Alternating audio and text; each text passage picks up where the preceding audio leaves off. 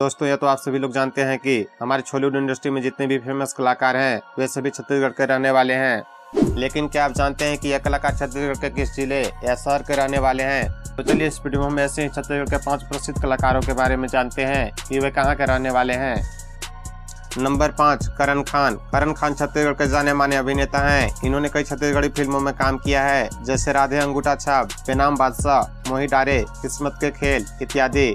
इनकी फिल्मों को छत्तीसगढ़ में खूब पसंद किया जाता है। इनके दमदार एक्टिंग की वजह से इन्हें 2003 में बेस्ट एक्टर के अवार्ड से भी सम्मानित किया जा चुका है। करण खान रायपुर छत्तीसगढ़ के रहने वाले हैं।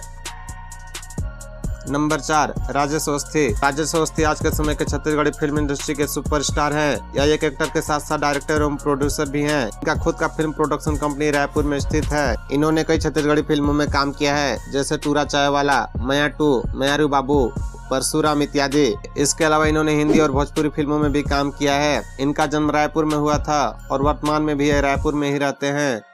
नंबर 4, अनुज शर्मा। यह छत्तीसगढ़ का सबसे पहला सुपरस्टार अभिनेता हैं और सबसे प्रसिद्ध भी हैं। इन्होंने छत्तीसगढ़ के अलावा भोजपुरी और हिंदी फिल्मों में भी काम किया है।